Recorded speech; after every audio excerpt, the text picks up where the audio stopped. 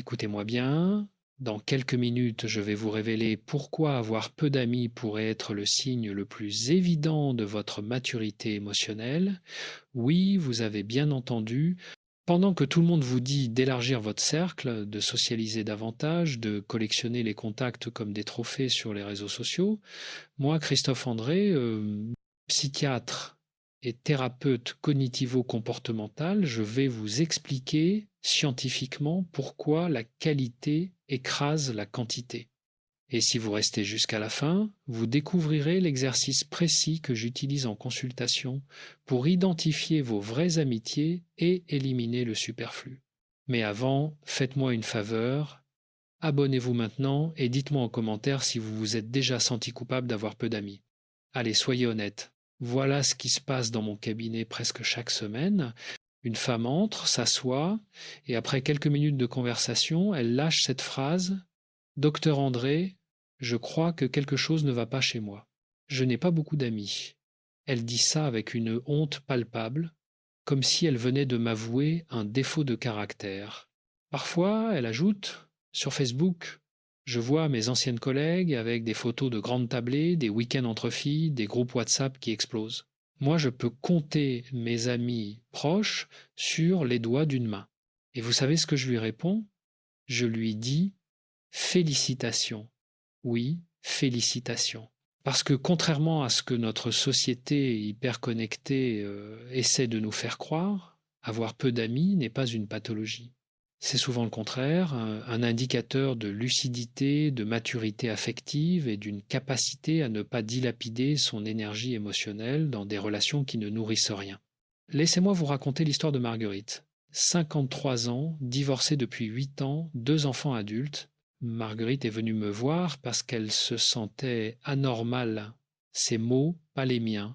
Elle me parlait de cette pression sociale constante, cette injonction à être entourée, à avoir un agenda social débordant. Mes collègues organisent des apéros tous les vendredis. Ma sœur a un groupe de copines qui partent en week-end ensemble 3 fois par an. Moi, j'ai 2 amis. 2. Et je me demande si je rate ma vie. J'ai regardé Marguerite droit dans les yeux et je lui ai posé cette question simple. Ces 2 amis, quand vous les voyez, comment vous sentez-vous? Elle a réfléchi quelques secondes avant de répondre: Bien, vraiment bien. Je peux tout leur dire. On rit, on pleure ensemble, me connaissent vraiment.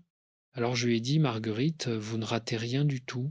Vous avez simplement compris quelque chose que beaucoup de gens n'apprennent jamais: l'amitié n'est pas un concours de popularité. Parce que, voyez-vous, ma chère auditrice, nous vivons dans une époque étrange, une époque où l'on mesure notre valeur sociale au nombre d'amis sur les réseaux, au nombre d'invitations qu'on reçoit, à la taille de notre carnet d'adresses, mais personne ne nous parle de ce que je constate tous les jours en consultation, l'épuisement émotionnel des personnes qui essaient de maintenir des dizaines de relations superficielles. Ce que j'appelle dans mon travail l'obésité relationnelle, trop de liens, pas assez de substance. Les neurosciences nous le confirment.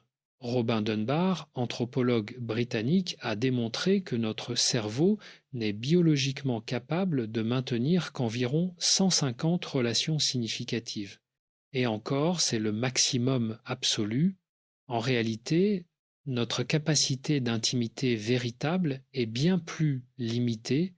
Selon ces recherches, nous ne pouvons avoir au maximum que 5 relations vraiment proches, celles avec qui nous sommes en contact régulier et qui constituent notre cercle de soutien émotionnel, 15 personnes dans un cercle un peu plus large avec qui nous partageons une réelle affection, et enfin une cinquantaine de relations amicales moins intenses mais authentiques.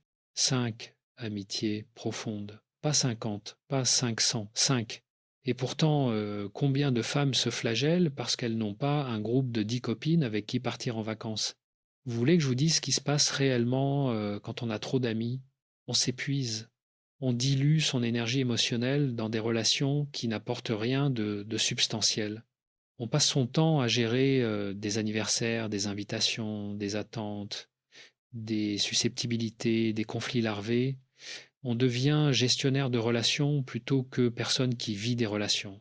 Et à la fin, on se retrouve entouré de gens et pourtant profondément seul, J'ai un patient, appelons-le François, qui illustre parfaitement ce paradoxe. François avait une vie sociale enviable. Membre actif de 3 associations, organisateur de soirées, invité partout, son téléphone sonnait constamment. Et un jour, il a fait un burn-out. Pas professionnel, relationnel. Il est venu me voir et m'a confié: Docteur, j'ai l'impression d'avoir 100 amis et personne à qui parler vraiment. Je suis épuisé de faire semblant d'être intéressé par les conversations de surface. François avait compris intuitivement ce que la recherche démontre: la solitude n'est pas corrélée au nombre de contacts sociaux. On peut se sentir terriblement seul au milieu d'une foule et profondément connecté avec une seule personne. La qualité relationnelle prime sur la quantité. Toujours. Alors pourquoi cette pression sociale à avoir beaucoup d'amis? D'où vient cette idée toxique qu'une personne bien portante doit avoir un agenda social surchargé? Je vais vous le dire franchement, c'est une construction sociale relativement récente, amplifiée par les réseaux sociaux et par une certaine conception adolescente de la popularité qui, malheureusement, a contaminé l'âge adulte. Pensez-y, à 15 ans, avoir beaucoup d'amis était un marqueur social important. Cela signifiait qu'on était populaire, accepté, qu'on appartenait au groupe. C'était une question de survie sociale dans l'écosystème impitoyable du lycée, mais vous n'avez plus 15 ans. Vous en avez 45, 50, 60, et pourtant vous traînez encore cette angoisse adolescente d'être celle qu'on n'invite pas, celle qui n'a pas de groupe. Laissez-moi vous poser une question simple. Préférez-vous 10 personnes qui vous connaissent superficiellement ou 2 qui vous connaissent profondément? 10 personnes avec qui échanger des banalités ou 2 avec qui partager vos vraies vulnérabilités? La réponse devrait être évidente. Et pourtant, combien d'entre vous continuent à s'épuiser, à maintenir des relations qui ne leur apportent rien, juste par peur de paraître antisocial ou d'être jugé? Permettez-moi de clarifier quelque chose d'essentiel. Avoir peu d'amis ne signifie pas être antisocial. Cela ne signifie pas avoir des difficultés relationnelles. Cela ne signifie pas être incapable d'aller vers les autres, bien souvent c'est exactement l'inverse. Les personnes qui ont peu d'amis proches ont généralement développé une excellente capacité de discernement relationnel. Elles savent qui mérite leur temps, leur énergie, leur intimité. Elles ont appris à dire non aux relations toxiques, aux amitiés à sens unique, aux personnes qui prennent sans donner. C'est ce que j'appelle l'intelligence relationnelle sélective. Et croyez-moi, c'est une force, pas une faiblesse. Je travaille depuis des décennies sur les mécanismes de l'attachement et de l'amitié. Et l'une des découvertes les plus fascinantes de ces dernières années concerne ce que les psychologues appellent le coût cognitif des relations nombreuses. Chaque relation, même superficielle, consomme des ressources mentales. Il faut se souvenir des détails de la vie de l'autre, adapter son comportement, gérer les attentes réciproques, négocier les différences. Multiplié par des dizaines de personnes, cela devient épuisant. Marie-Claude, 61 ans, m'a confié récemment: j'ai fait le ménage dans mes relations il y a 5 ans. J'avais un groupe de 8 copines depuis l'université. On se voyait régulièrement, mais honnêtement, la moitié de ces rencontres me vidaient. Il y avait des jalousies larvées, des comparaisons constantes, des remarques passives-agressives sur mon divorce, sur mes choix de vie. Un jour, j'ai simplement cessé de faire l'effort. Et je n'ai gardé contact qu'avec 2 d'entre elles, celles qui me nourrissaient vraiment. Et vous savez quoi? Je me sens tellement plus légère. Marie-Claude a fait ce que beaucoup n'osent pas. Elle a osé la sélection relationnelle. Elle a compris que son énergie émotionnelle était une ressource limitée et précieuse. Et elle a choisi de l'investir là où elle générait un véritable retour. Dites-moi en commentaire si vous vous êtes déjà senti obligé de maintenir une amitié par pure convention sociale, même si elle ne vous apportait plus rien. J'aimerais vraiment savoir combien d'entre vous vivent cette situation. Maintenant, parlons dopamine. Oui, ce neurotransmetteur dont tout le monde parle quand on évoque le plaisir et la récompense. Les interactions sociales déclenchent effectivement une libération de dopamine dans notre cerveau, mais voici ce que peu de gens comprennent, toutes les interactions sociales ne produisent pas la même qualité de dopamine. Une conversation superficielle avec une connaissance lointaine peut générer un petit pic de dopamine, certes, c'est agréable sur le moment, mais c'est un plaisir fugace, peu nourrissant. En revanche, un échange profond avec un ami proche active des circuits cérébraux beaucoup plus complexes et satisfaisants. On libère non seulement de la dopamine, mais aussi de l'ocytocine, cette hormone de l'attachement et du lien social profond. Et ça, ma chère auditrice, ça crée un sentiment de bien, être durable, pas juste une satisfaction passagère. Imaginez que vous ayez un budget de 100 euros à dépenser en nourriture. Vous pouvez acheter 100 bonbons à 1 euro pièce qui vous donneront 100 micro-plaisirs sucrés et fugaces. Ou vous pouvez investir ces 100 euros dans quelques repas de qualité, nourrissants, savoureux, qui vous satisferont vraiment. Les relations sociales fonctionnent exactement de la même manière. Certaines d'entre vous vont m'objecter, mais docteur André, je me sens seul parfois. Si j'avais plus d'amis, je me sentirais moins seul. Non, non. Et c'est là que réside toute la subtilité. La solitude n'est pas soulagée par la multiplication des contacts. Elle est soulagée par la profondeur du lien. Juliette, 47 ans, travaille dans le marketing. Elle participe à de nombreux événements professionnels, connaît des centaines de personnes, et pourtant, elle se sentait profondément seule. J'ai des contacts, pas des connexions, m'a-t-elle dit. C'est une phrase magnifique de lucidité. Elle avait compris que ce n'est pas le nombre qui compte, mais la qualité du lien émotionnel.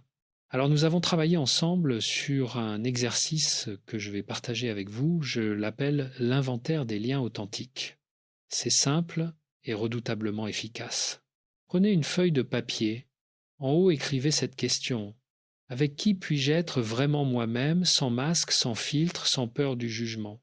Puis, listez les noms, pas ceux des personnes que vous voyez souvent, pas ceux des personnes que vous considérez comme des amis par convention, non.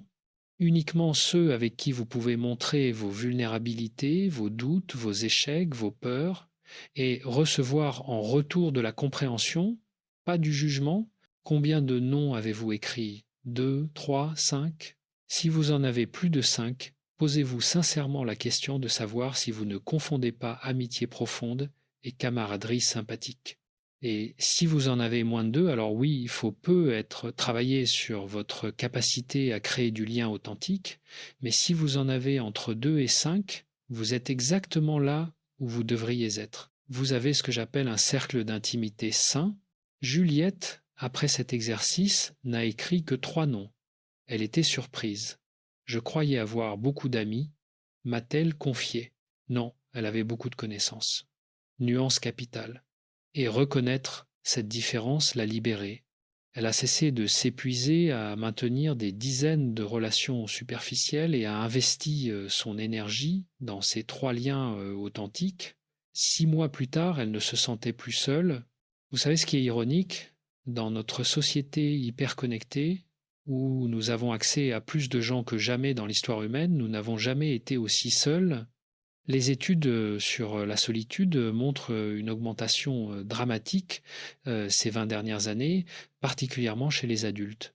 Et ce n'est pas un hasard. Plus nous multiplions les connexions superficielles, plus nous diluons notre capacité à créer des liens profonds. C'est ce que j'expliquais récemment à Sandrine, 55 ans, enseignante. Elle me disait se sentir coupable de ne pas avoir envie d'accepter toutes les invitations qu'elle recevait. Je devrais être contente qu'on m'invite, non? Mais honnêtement, la plupart du temps, j'ai juste envie de passer ma soirée tranquillement chez moi ou avec ma meilleure amie. Alors je lui ai expliqué ce concept fondamental. L'amitié n'est pas une obligation sociale, c'est un choix personnel. Vous n'êtes pas obligé d'accepter chaque invitation.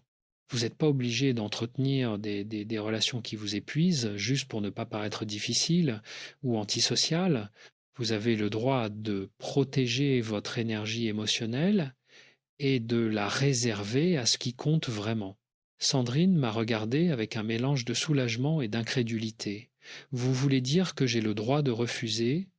Oui, Sandrine.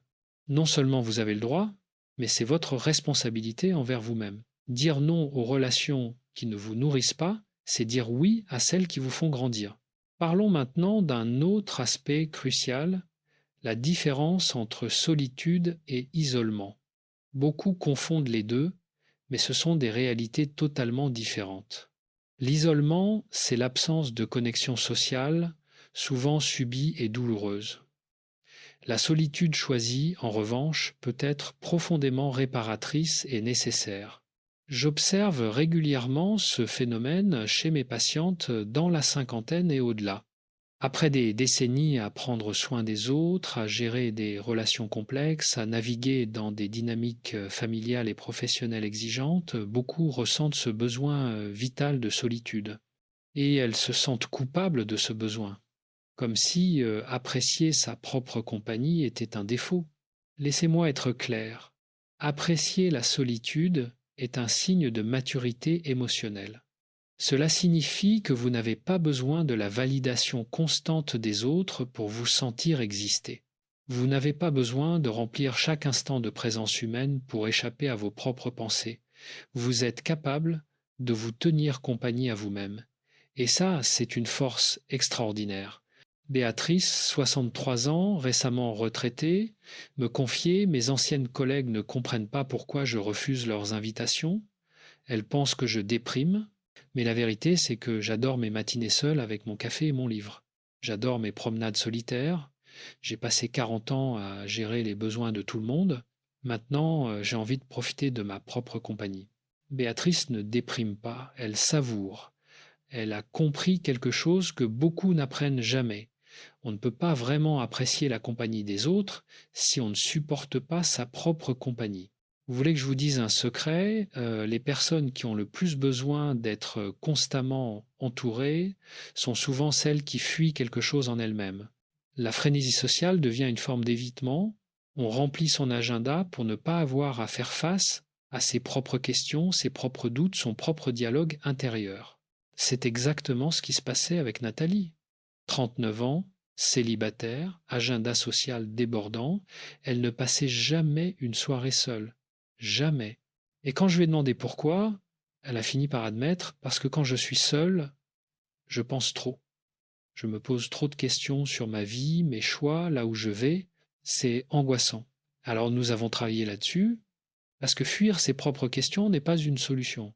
C'est un report, et un jour ou l'autre, ces questions finissent par rattraper leur retard, généralement de manière plus brutale. Revenons à notre sujet principal: pourquoi avoir peu d'amis est une force cachée. La première raison, je l'ai déjà évoquée, la qualité prime sur la quantité. Mais il y en a d'autres, tout aussi importantes. Deuxième raison, avoir peu d'amis permet une vraie réciprocité. Dans une amitié profonde, il y a un équilibre délicat entre donner et recevoir. Si vous avez 50 amis, comment pouvez-vous maintenir cet équilibre avec chacun? C'est mathématiquement impossible. Vous allez forcément surdonner à certains, sous-recevoir d'autres, créer des déséquilibres qui finiront par vous épuiser ou vous frustrer. Avec 2 ou 3 amitiés proches, vous pouvez vraiment investir, vous pouvez être présente dans les moments difficiles, vous pouvez célébrer les victoires, vous pouvez maintenir ce flux constant de soutien mutuel qui caractérise les vraies amitiés. Et réciproquement, vos amis peuvent être vraiment présentes pour vous. Véronique, 58 ans, a vécu ça de manière très concrète. Quand elle a traversé un cancer du sein il y a 3 ans, elle m'a raconté: j'ai reçu des centaines de messages de soutien, de connaissances. C'était gentil, mais superficiel. En revanche, mes 2 amies proches, elles, étaient là, physiquement, émotionnellement, pratiquement. Elles m'accompagnaient aux chimios, elles m'écoutaient pleurer à 3 heures du matin, elles m'ont soutenu quand je voulais abandonner. Ça, c'est l'amitié. Le reste, c'était de la sympathie. Troisième raison, et celle-ci va peu, être vous surprendre, avoir peu d'amis renforce votre indépendance émotionnelle. Quand on a beaucoup d'amis, on peut facilement tomber dans le piège de la dépendance relationnelle. On a besoin du groupe pour se sentir valide. On a besoin de l'approbation collective. On adapte ses opinions, ses choix, ses comportements en fonction du groupe. Avec peu d'amis, vous restez plus fidèle à vous-même. Vous n'avez pas à gérer les dynamiques de groupe complexes, les alliances, les susceptibilités multiples. Vous pouvez être authentique sans avoir à calculer constamment comment votre authenticité sera perçue par 10 personnes différentes avec 10 sensibilités différentes. Sophie, 42 ans, chef d'entreprise, m'expliquait récemment, quand j'avais un grand groupe d'amis, je sentais constamment que je devais modérer mes opinions pour ne pas créer de conflits. Certaines étaient très conservatrices, d'autres très progressistes. Si je disais ce que je pensais vraiment, je risquais de froisser quelqu'un. Maintenant, avec mes 2 amies proches, je peux dire ce que je pense. Elles ne sont pas toujours d'accord avec moi, mais elles m'acceptent tel que je suis. C'est ça, la liberté relationnelle. Ne pas avoir à se censurer, ne pas avoir à jouer un rôle, être soi, tout simplement. Quatrième raison, avoir peu d'amis permet une meilleure gestion de son temps et de son énergie. Pensez-y concrètement. Chaque amitié demande du temps, des appels, des messages, des rencontres. Si vous avez 20 amis que vous voulez voir régulièrement, disons une fois par mois, ça fait 20 sorties par mois, presque une par jour. Comment voulez-vous avoir du temps pour vous-même, pour votre famille, pour vos projets personnels, pour simplement respirer? Avec 3 ou 4 amitiés proches, vous pouvez consacrer du temps de qualité à chacune sans vous épuiser. Vous pouvez avoir des vraies conversations, pas juste des échanges superficiels en passant. Vous pouvez construire quelque chose de profond. Caroline, 54 ans, écrivaine, me disait « J'ai réalisé que mes meilleures périodes créatives correspondaient au moment où j'avais moins d'engagements sociaux. C'est pas que je sois misanthrope, c'est juste créer demande de l'espace mental et cet espace, je ne l'avais pas quand j'essayais de maintenir 15 amitiés en même temps. Cinquième raison, et peut être la plus importante, avoir peu d'amis vous enseigne le discernement. Vous apprenez à reconnaître les vraies amitiés des fausses, vous développez ce que j'appelle l'intuition relationnelle. Vous savez rapidement si une personne est authentique ou superficielle, si elle cherche une connexion réelle ou juste à remplir son carnet d'adresses. Ce discernement est précieux. Il vous protège des relations toxiques, des amitiés à sens unique, des personnes qui prennent votre énergie sans rien donner en retour. Il vous évite de perdre des années dans des relations qui ne mènent nulle part. Hélène, 60 ans, m'a confié récemment dans ma jeunesse, j'acceptais toutes les amitiés. J'avais peur de rater quelque chose, de passer à côté de liens importants. Résultat, j'ai gaspillé beaucoup de temps avec des gens qui ne m'apportaient rien. Maintenant, je sais ce que je cherche dans une amitié et je ne fais plus de compromis sur ça. Alors maintenant, parlons des objections. Parce que je sais que certaines d'entre vous se disent c'est bien joli tout ça, docteur André, mais moi j'aimerais avoir plus d'amis et je n'en ai pas. C'est pas un choix, c'est subi. Si c'est votre cas, écoutez-moi attentivement. Il y a une différence fondamentale entre avoir peu d'amis par choix et avoir peu d'amis par difficulté relationnelle. La première situation est saine. La seconde mérite qu'on s'y attarde.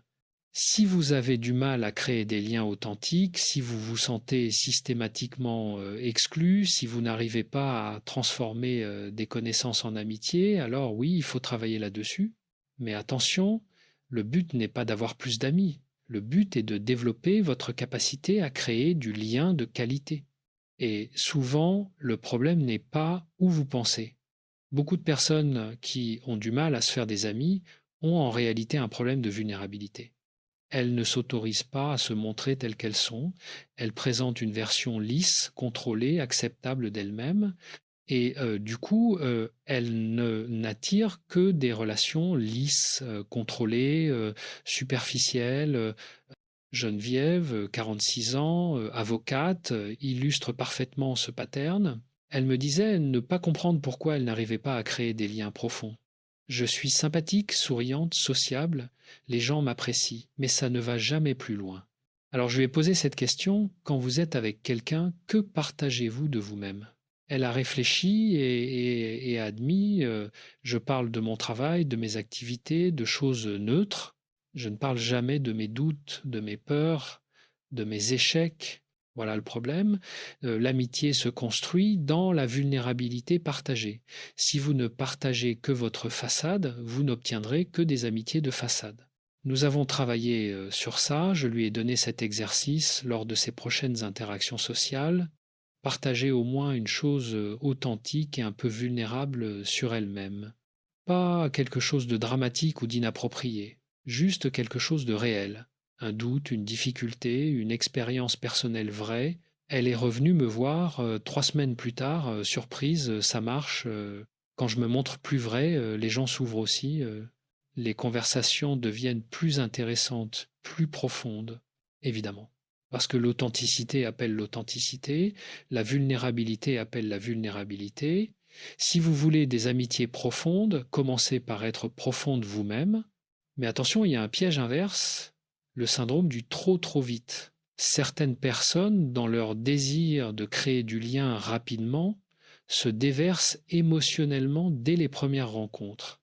Elles partagent leurs traumatismes, leurs problèmes, leur vie entière en quelques heures, et elles effraient les gens. L'intimité se construit progressivement. C'est comme construire un mur de briques. On pose une brique, on laisse le ciment sécher, on pose une autre brique. On ne balance pas toutes les briques en même temps, en espérant que ça tiendra. Lucie, 37 ans, faisait exactement cette erreur. Dès qu'elle rencontrait quelqu'un qui lui semblait sympathique, elle racontait toute sa vie, y compris ses parties les plus difficiles. Je croyais être authentique, me disait-elle. Non, elle était envahissante. L'authenticité demande du dosage, du timing, de la réciprocité. Nous avons établi cette règle simple, partager au même rythme que l'autre personne. Si elle partage quelque chose de personnel, tu partages quelque chose d'équivalent. Pas moins, ce serait fermé. Pas beaucoup plus, ce serait déséquilibré. C'est ce que j'appelle la réciprocité dosée. Maintenant, adressons une autre objection fréquente. Docteur André, j'ai déménagé récemment et je me retrouve sans amis. Comment je fais? Bonne question. Les transitions de vie, comme un déménagement, un changement de travail, un divorce, peuvent effectivement nous faire perdre nos repères sociaux. Et c'est normal de se sentir un peu perdu dans ces moments-là, mais voici ce que j'observe. Ces périodes de transition sont souvent des opportunités magnifiques pour reconstruire un cercle social plus intentionnel, plus aligné avec qui vous êtes vraiment devenu. Vous n'avez plus à maintenir des amitiés par habitude ou par histoire commune. Vous pouvez choisir consciemment qui vous voulez dans votre vie. Isabelle, 52 ans, a déménagé de Paris à Bordeaux pour se rapprocher de sa famille. Elle me disait se sentir très seule les premiers mois. À Paris, j'avais mes repères, mes habitudes, mes amis. Ici, je ne connais personne. Je lui ai donné cette consigne. Au lieu d'essayer de recréer ce qu'elle avait à Paris, profiter de cette page blanche pour construire exactement ce qu'elle voulait. Qui voulait-elle avoir dans sa vie? Quelles valeurs devait partager ses nouvelles amies? Quel type d'activité voulait-elle partager? Elle a rejoint un club de lecture, pas parce qu'elle adorait lire, mais parce qu'elle aimait discuter d'idées. Elle a rencontré Anne-Marie, qui partageait sa passion pour le cinéma d'auteur. Elle a sympathisé avec sa voisine, une femme de son âge, qui traversait aussi une transition.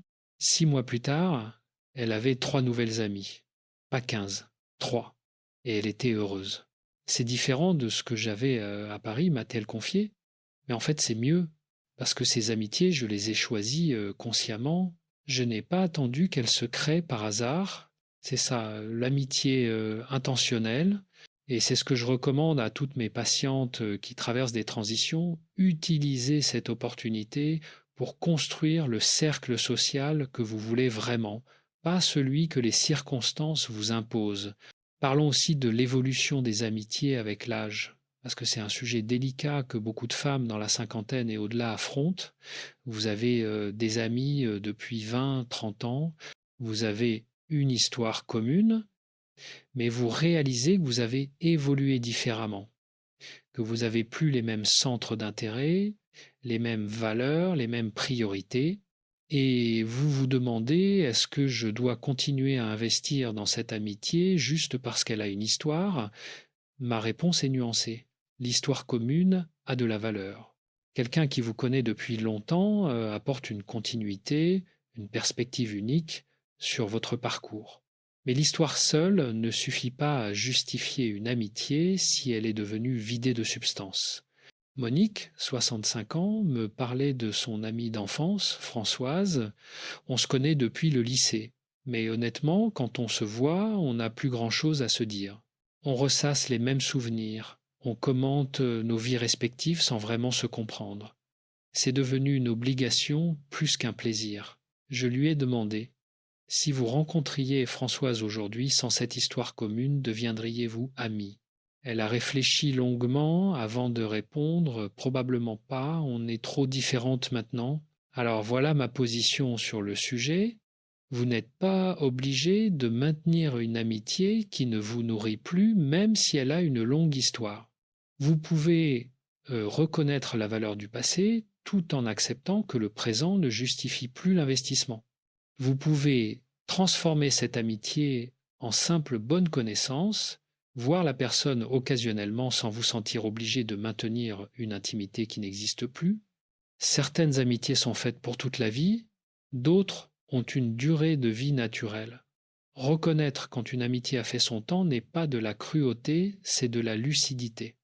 Et parfois, le plus grand cadeau que vous puissiez vous faire est de libérer votre énergie émotionnelle des relations qui ne vous servent plus pour la réinvestir dans celles qui vous font grandir.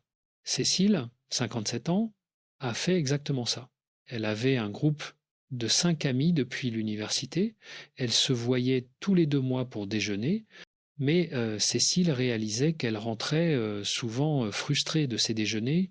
On ne parle que de nos enfants, de nos petits-enfants, de nos maris.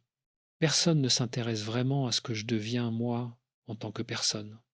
Et quand j'essaye de parler de mes projets, de mes réflexions, je sens que ça ne les intéresse pas vraiment. Elle a progressivement espacé les rendez-vous, elle ne les a pas coupés brutalement, elle a juste cessé de faire l'effort de maintenir le rythme, et elle a investi cette énergie ailleurs. Elle a rejoint un atelier d'écriture où elle a rencontré Sylvie qui partageait sa passion pour les mots. Elle a approfondi sa relation avec une ancienne collègue qui, elle aussi, cherchait des conversations plus substantielles. Je me sens tellement mieux, m'a-t-elle confié 6 mois plus tard. Je n'ai plus ce poids de maintenir des relations par obligation.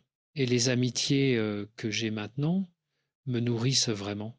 Abonnez-vous maintenant si vous appréciez cette conversation et dites-moi en commentaire: avez-vous déjà dû vous éloigner d'une vieille amitié qui ne vous correspondait plus? Maintenant, parlons d'un aspect souvent négligé, le rôle de la personnalité dans nos besoins sociaux, parce que nous ne sommes pas toutes câblées de la même manière. Les introvertis et les extravertis ont des besoins sociaux radicalement différents. Si vous êtes introverti, les interactions sociales, même agréables, vous coûtent de l'énergie. Vous avez besoin de temps seul pour vous recharger. Pour vous, avoir beaucoup d'amis serait épuisant. 2 ou 3 amitiés profondes, vues de manière espacée, sont probablement exactement ce dont vous avez besoin. Si vous êtes extraverti, les interactions sociales vous donnent de l'énergie, vous êtes rechargé par la présence des autres. Pour vous, avoir plus d'amis pourrait être naturel et satisfaisant, tant que vous veillez à maintenir de la profondeur dans ces relations. Le problème, c'est que nous vivons dans une société qui valorise l'extraversion. On nous dit constamment qu'il faut être sociable, expansive, avoir un large réseau, et les introvertis se sentent inadéquats alors qu'ils sont simplement différents. Pauline, 43 ans, architecte, est une introvertie typique. Elle me disait se sentir anormale parce qu'après une journée de travail avec ses collègues, elle avait juste envie de rentrer chez elle et de lire, pas d'aller boire un verre. Mes collègues pensent que je suis snob ou asocial, mais la vérité, c'est que j'ai besoin de silence. Je lui ai expliqué que l'introversion n'est pas un défaut, c'est un tempérament. Environ un tiers à la moitié de la population est introvertie. C'est pas rare, c'est pas anormal, c'est pas quelque chose à corriger. C'est juste une manière différente de fonctionner. Et pour une introvertie, avoir 2 ou 3 amitiés profondes plutôt que 15 connaissances superficielles n'est pas seulement préférable, c'est optimal. C'est exactement ce dont son système nerveux a besoin. Alors si vous êtes introverti et que vous vous sentez coupable d'avoir peu d'amis, arrêtez immédiatement. Vous n'êtes pas déficiente, vous êtes différente. Et vos besoins relationnels sont parfaitement légitimes. Maintenant, parlons d'un phénomène que j'observe fréquemment chez les femmes de votre âge, la réinvention relationnelle. À 45, 50, 60 ans, beaucoup de femmes traversent des transitions majeures. Les enfants quittent la maison, le mariage se termine ou se transforme, la carrière prend une nouvelle direction, la retraite approche ou arrive. Ces transitions s'accompagnent souvent d'une réévaluation profonde de ces relations. Vous vous demandez qui sont vraiment mes amis, qui a été là dans les moments difficiles, avec qui j'ai vraiment envie de passer mon temps précieux. C'est ce que Daniel, 59 ans, appelle son grand tri relationnel. À 50 ans, j'ai divorcé. Immédiatement, j'ai vu qui restaient vraiment mes amis et qui étaient juste des couples amis liés à mon mariage. Sur les 10 couples que nous fréquentions, seulement 2 femmes ont continué à me voir. Les autres ont disparu. Au début, j'étais blessé, puis j'ai réalisé que c'était une clarification nécessaire. Ces clarifications sont douloureuses, mais libératrices. Elles vous montrent qui sont vos vrais amis. Et souvent, vous réalisez que vous en avez moins que vous pensiez. Mais celles qui restent, elles sont précieuses. C'est aussi l'âge où beaucoup de femmes deviennent plus sélectives, plus intolérantes aux relations toxiques ou superficielles. Vous avez moins de patience pour les drames, les susceptibilités, les jeux relationnels. Vous voulez de l'authenticité, de la simplicité, de la profondeur. Evelyne, 62 ans, me disait récemment, dans ma jeunesse, je supportais les amitiés compliquées, les personnes qui prenaient beaucoup d'énergie, les relations déséquilibrées.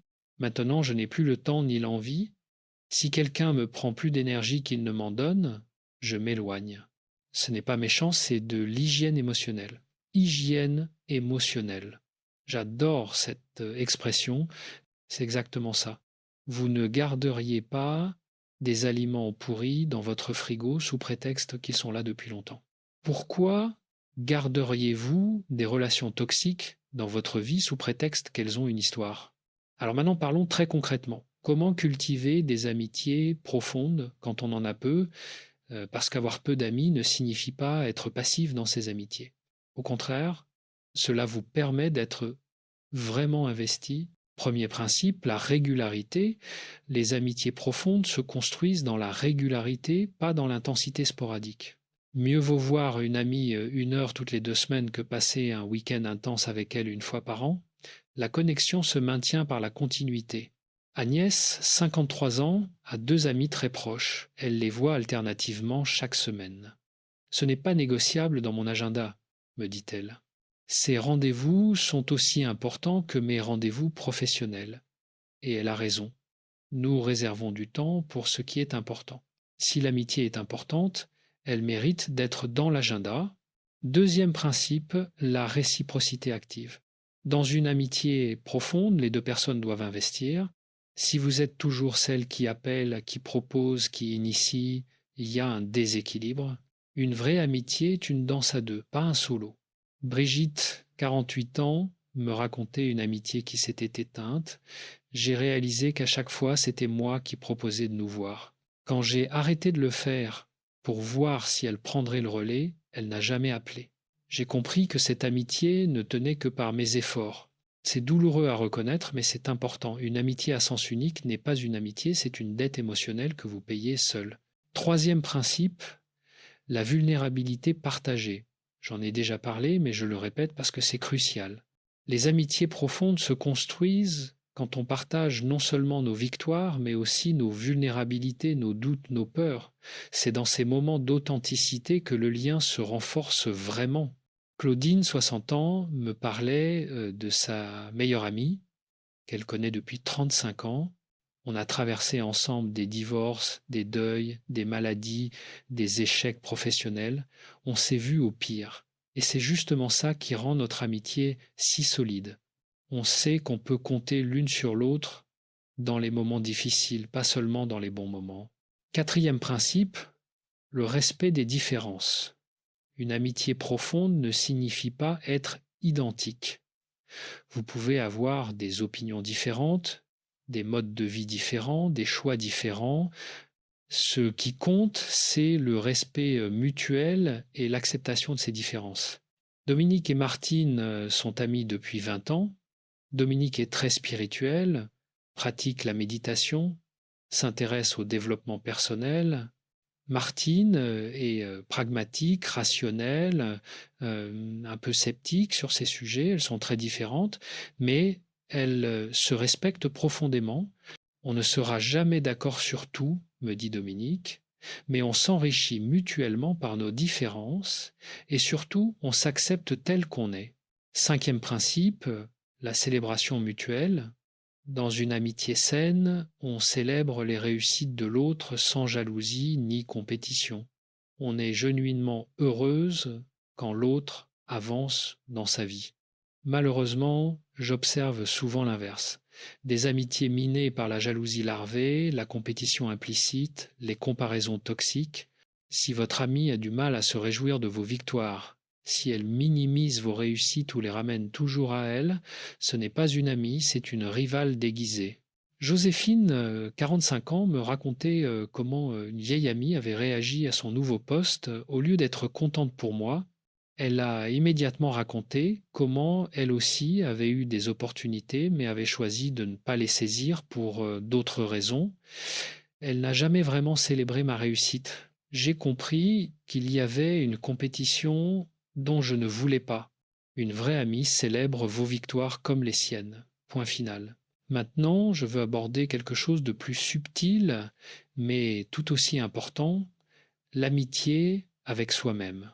Parce que si vous ne cultivez pas une relation saine avec vous-même, toutes vos autres relations seront construites sur des fondations fragiles. Qu'est-ce que l'amitié avec soi-même? C'est se traiter avec la même bienveillance, la même patience, la même compassion que vous traiteriez une amie proche. C'est se parler gentiment, se pardonner ses erreurs, reconnaître ses besoins, respecter ses limites. Combien d'entre vous se parlent intérieurement d'une manière dont elles ne parleraient jamais à une amie? Je suis nul. Quel idiote. Je ne fais jamais rien de bien. Vous ne diriez jamais ça à une amie, n'est-ce pas? Alors pourquoi vous le dire à vous-même? Muriel, 56 ans, avait un dialogue intérieur d'une dureté incroyable. Elle se critiquait constamment, se jugeait sévèrement, ne se donnait jamais le bénéfice du doute, et elle se demandait pourquoi elle avait du mal à créer des amitiés profondes. La raison était simple, elle attirait et acceptait des relations où elle était traitée de la même manière qu'elle se traitait elle-même, des amitiés critiques, jugeantes, déséquilibrées, parce que inconsciemment c'était familier. Nous avons travaillé sur son dialogue intérieur. Je lui ai donné cet exercice simple mais puissant.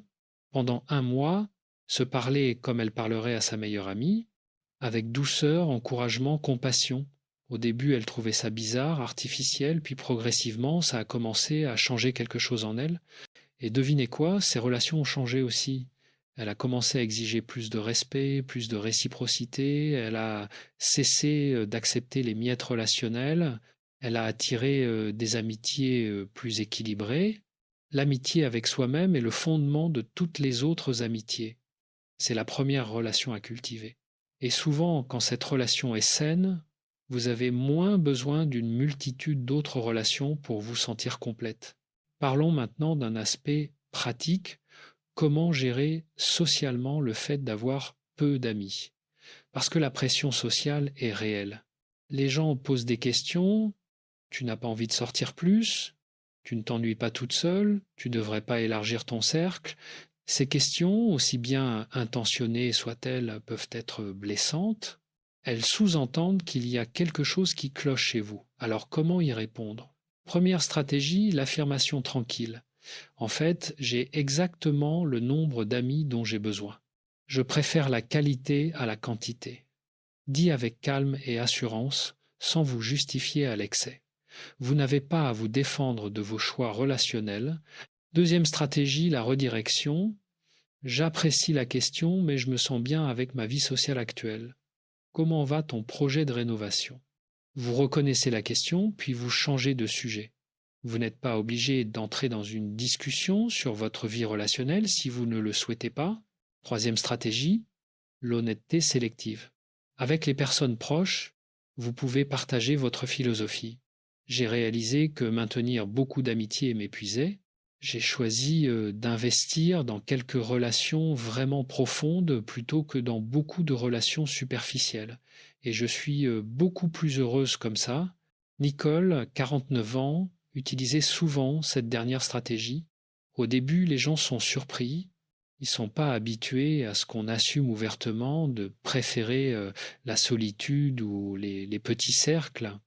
Mais généralement, après ma réponse, ils réfléchissent. Certains m'ont même confié qu'ils ressentaient la même chose, mais n'osaient pas le dire.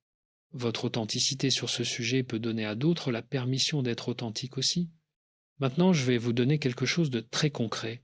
Un exercice que j'utilise en thérapie pour aider mes patientes à évaluer la qualité de leurs amitiés. Je l'appelle l'audit relationnel. C'est un exercice annuel que je recommande à toutes les femmes, particulièrement à partir de 45 ans. Prenez une feuille, divisez-la en deux colonnes. Dans la colonne de gauche, listez toutes les personnes que vous considérez comme des amis. Pas des connaissances, pas de la famille, mais des amis. Dans la colonne de droite, pour chaque nom, répondez honnêtement à ces questions. 1. Après avoir passé du temps avec cette personne, vous sentez-vous énergisé ou vidé? 2. Pouvez-vous être vraiment vous-même avec elle sans masque? 3. La relation est-elle réciproque? Donne-t-elle autant qu'elle reçoit? 4. Cette personne célèbre-t-elle vos réussites sans jalousie? 5. Vous soutient-elle dans les moments difficiles, pas seulement dans les bons moments? 6. Respecte-t-elle vos limites et vos différences? 7. Si vous la rencontriez aujourd'hui pour la première fois, voudriez-vous devenir son ami? Pour chaque question, mettez un plus ou un moins. Si une personne a majoritairement des moins, demandez-vous sérieusement si cette amitié mérite votre investissement. Sylvie, 58 ans, a fait cet exercice et a été choquée. Sur les 10 personnes que je considérais comme des amis, seulement 3 avaient majoritairement des plus. Les 7 autres étaient des relations déséquilibrées ou vidantes. Je maintenais ces amitiés par habitude, par peur de paraître difficile, par culpabilité. Elle a progressivement réduit son investissement dans ces 7 relations. Elle n'a pas été brutale, elle a juste cessé de faire l'effort et elle a concentré son énergie sur les 3 qui comptaient vraiment. Ma vie sociale a rétréci en nombre, mais elle s'est enrichie en qualité. Je suis tellement plus légère. C'est ça, l'hygiène relationnelle.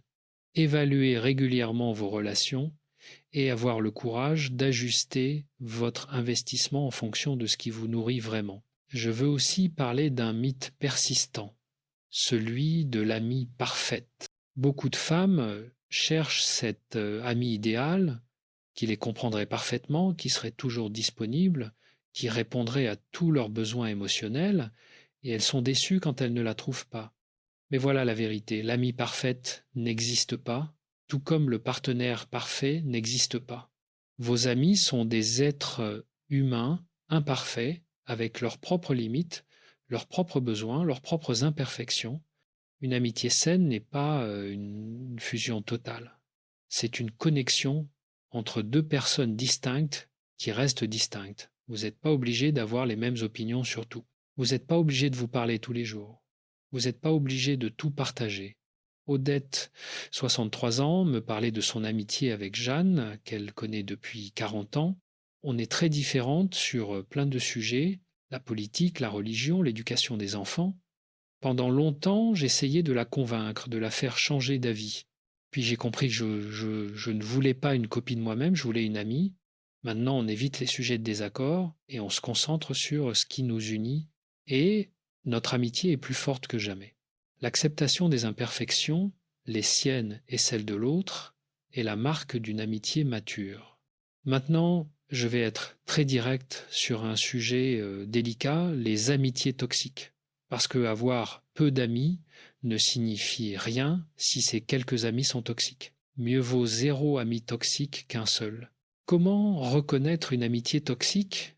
Voici les signaux d'alarme. Elle vous critique constamment sous couvert de franchise ou de te rendre service. Elle minimise vos problèmes ou ramène tout à elle. Elle est jalouse de vos réussites. Elle ne respecte pas vos limites. Elle vous fait sentir coupable quand vous n'êtes pas disponible. Elle divulgue vos confidences. Elle est là dans les bons moments mais absente dans les difficultés. Après l'avoir vue, vous vous sentez vidé, anxieuse ou mal dans votre peau. Si vous reconnaissez plusieurs de ces signaux dans une de vos amitiés, posez-vous sérieusement la question de sa valeur dans votre vie. Thérèse, 54 ans, avait une amie, Mireille, qui cochait presque toutes ces cases, mais on se connaît depuis tellement longtemps, se justifiait-elle. L'histoire commune n'est pas une raison suffisante pour maintenir une relation toxique. Elle a fini par s'éloigner de Mireille. Ça a été difficile. Mireille a essayé de me culpabiliser, de me faire sentir que j'étais une mauvaise personne. Mais 6 mois plus tard, je me sens tellement mieux, j'ai réalisé à quel point cette amitié me pesait. Une vraie amie vous fait sentir plus forte, pas plus faible. Elle vous élève, pas vous rabaisse. Si une amitié vous fait du mal, ce n'est pas une amitié, c'est une habitude toxique déguisée. Parlons aussi des amitiés de circonstance. Vous savez, ces amitiés qui existent parce que vous travaillez ensemble, parce que vos enfants sont dans la même classe, parce que vous habitez le même quartier. Ces amitiés ont leur place, mais il ne faut pas confondre une amitié de circonstance avec une amitié profonde. Une amitié de circonstance est agréable mais conditionnelle. Quand la circonstance disparaît, l'amitié s'estompe naturellement. Et c'est normal. Vous n'avez pas à vous sentir coupable si vous ne gardez pas contact avec toutes vos anciennes collègues ou les parents d'amis de vos enfants une fois que les circonstances changent. René, 57 ans, me parlait de cette culpabilité. Quand mes enfants étaient petits, j'étais très proche des autres mamans de l'école, on se voyait tout le temps. Mais maintenant que les enfants sont adultes, on ne se voit presque plus et je me sens mal de ne pas faire l'effort. Je lui ai expliqué que ces amitiés étaient basées sur une circonstance commune, l'éducation des enfants. Cette circonstance a disparu et c'est normal que les amitiés s'estompent. Ça ne signifie pas qu'elles n'étaient pas vraies ou importantes à l'époque, elles étaient juste situées dans un contexte précis. Toutes les amitiés ne sont pas destinées à durer toute la vie et c'est parfaitement acceptable. Alors maintenant, je vais vous donner un défi pratique. Parce que je ne suis pas juste là pour philosopher, je veux que vous passiez à l'action. Cette semaine, choisissez une de vos amitiés proches, pas une connaissance, une vraie amie. Contactez-la et proposez-lui un moment de qualité ensemble. Pas un café rapide, pas un message WhatsApp, un vrai moment, une promenade, un dîner, une après-midi tranquille. Et pendant ce moment, soyez pleinement présente. Pas de téléphone, pas de distraction. Écoutez-la vraiment. Partagez quelque chose de vrai sur vous. Nourrissez cette amitié consciemment. Investissez-y de l'énergie, du temps, de l'attention, parce que c'est comme ça qu'on cultive les relations qui comptent. Pas en multipliant les contacts superficiels, mais en approfondissant les connexions authentiques, et observez comment vous vous sentez après. Je parie que vous vous sentirez nourri, ressourcé, connecté. C'est ça la vraie amitié. Pas un réseau de 500 personnes sur les réseaux sociaux, 2 heures de qualité avec quelqu'un qui compte vraiment. Voilà ce que je veux que vous reteniez de tout ce que je vous ai dit aujourd'hui. Avoir peu d'amis n'est pas une pathologie, c'est souvent un signe de maturité émotionnelle et de lucidité relationnelle. La qualité écrase la quantité, toujours. 3 amitiés profondes valent mieux que 30 connaissances superficielles. Vous n'êtes pas obligé de collectionner les amis comme des trophées, vous n'êtes pas obligé de maintenir des relations qui vous épuisent. Vous avez le droit de protéger votre énergie émotionnelle et de l'investir là où elle génère un véritable retour. L'amitié authentique se construit dans la vulnérabilité partagée, la réciprocité, le respect mutuel et la célébration des différences. Elle demande du temps, de l'attention, de l'intention. Elle ne peut pas être multipliée à l'infini sans se diluer. Et surtout, avant de pouvoir créer des amitiés profondes avec les autres, cultivez une amitié avec vous-même. Traitez-vous avec la bienveillance, la patience et la compassion que vous offririez à une amie proche, parce que toutes vos autres relations reflèteront la qualité de cette relation primaire. Si vous avez apprécié cette conversation, abonnez-vous maintenant, partagez ce message avec une amie qui pourrait en avoir besoin, et dites-moi en commentaire combien d'amitiés vraiment profondes avez-vous dans votre vie? Soyez honnête. Moi, Christophe André, je vous dis ceci. Dans un monde qui valorise la quantité, osez la qualité. Dans une société qui célèbre la popularité, osez l'authenticité. Dans une époque qui multiplie les connexions superficielles, osez l'intimité véritable. Peu d'amis n'est pas une faiblesse, c'est votre force cachée. Assumez-la.